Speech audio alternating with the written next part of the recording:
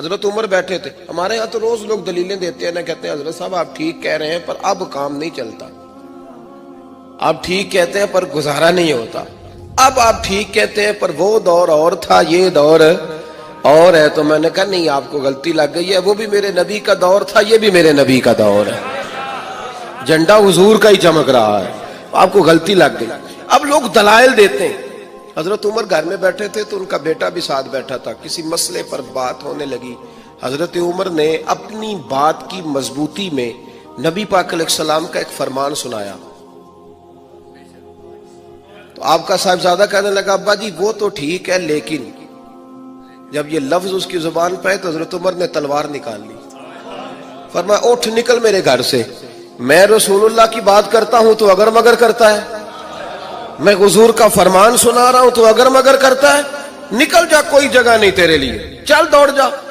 جو میرے نبی پاک کا فرمان آنے کے بعد اگر مگر کرے وہ عمر کی چھت کے نیچے نہیں رہ سکتا, چل نکل.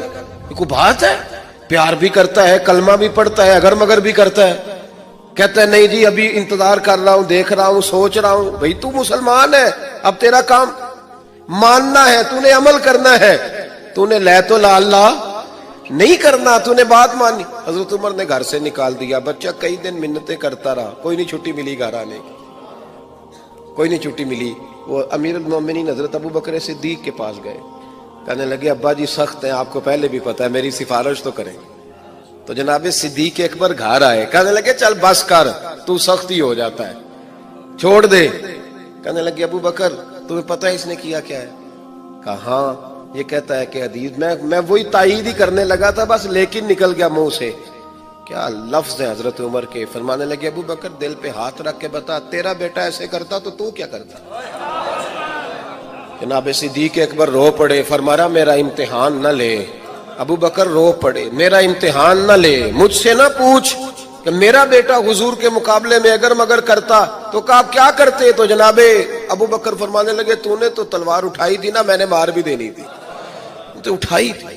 اگر مگر یہ غلام ہے, یہ نبی پاک کا غلام ہے, اس کو کہہ دیا جھوٹ حرام ہے تو کہتا میرا گزارا نہیں, اس کو کہا گیا یہ چیز غلط ہے تو کہتا کام نہیں چلتا. تو غلام ہے جس کو آپ نے غلام رکھا ہوا ہے, نوکر رکھا ہوا ہے. آپ اس کو کہیں جا 5 کلو چینی لے آ, وہ اگر آپ سے کہے نہیں 2.5 کلو منگا لو, مان لو گے بات؟ وہ کہے نہیں جی ابھی ٹائم نہیں, 5 کلو کیسے اٹھاؤں گا, بڑا مشکل کام ہے, 10 کلو سبزی بھی تو لانی ہے, تو مان لیتے ہو. اللہ رسول کو کہتے ہو آہستہ آہستہ نماز پڑھوں گا, آہستہ آہستہ نیک ہو جاؤں گا. امام احمد بن حنبل رحمت اللہ تعالی علیہ فرماتے ہیں مارکیٹ گیا, منڈی گیا, ایک غلام خرید کے لایا. گھر لا کے میں نے اس کو پوچھا تیرا نام کیا ہے؟ کہنے لگا حضور غلاموں کا نام نہیں ہوتا, آپ کسی اور کو بھی آواز دیں گے تو میں سمجھوں گا مجھے ہی بلا رہے ہیں. آپ نے فرمایا تو کھائے گا کیا؟ کہنے لگا حضور غلاموں کے نخرے نہیں ہوتے.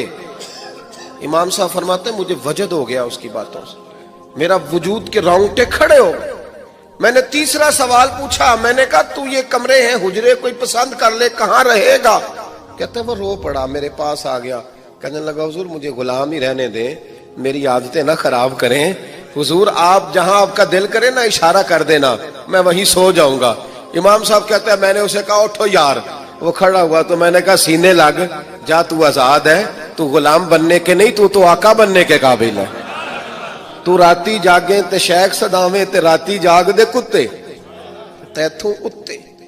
حضرت بابا بلے شاہ صاحب نے بڑی پتے کی بات سمجھائی. کہنے لگے تو نے ایک کتا رکھا ہوتا ہے, تو اس کا مالک ہوتا ہے, ایک روٹی تو ڈالتا ہے اسے, کتا دوسری مانگے تو جوتا اٹھا لیتا ہے. اور فرمایا وہ ایک روٹی کھا کے نا ساری رات تیری پہرے داری کرتا ہے, ایک لقمے کی وجہ سے ساری رات کتا تیرے دروازے پہ کھڑا ہے. اور فرمانے لگے تو اے سی میں سوتا ہے, وہ جا کے نا کسی نالی میں سویا رہتا ہے. فرمایا جس کا تو مالک ہے تو اپنی نعمت دیکھ اور اس کی نوکری دیکھ. اب یہ دیکھ جو تیرا مالک ہے اس کی نعمتیں کتنی ہیں اور تیری نوکری کتنی ہے, یہ ذرا غور کر. فرمانے لگے راتی جاگیں تے شیخ صداویں, راتی جاگ دے کتے تیتھوں اتے, مالک دا در مول نہیں چھڈ دے, پاویں مارو 100 جتے تیتھوں اتے.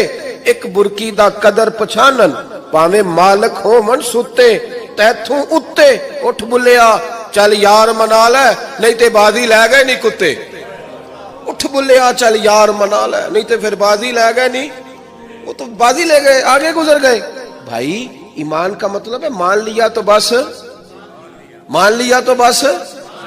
मुसलमान कह रहा है कैसे होगा जी नमाज पढ़ने से बरकत कैसे होगी अल्लाह कहता है ऐसे होगी कि वयरज़ुक़हु मिन हैसु ला यहतसिब जब तुम मुझसे डरेगा तो मैं वहां से रोजी दूंगा कि तेरा कभी गुमान भी नहीं गया होगा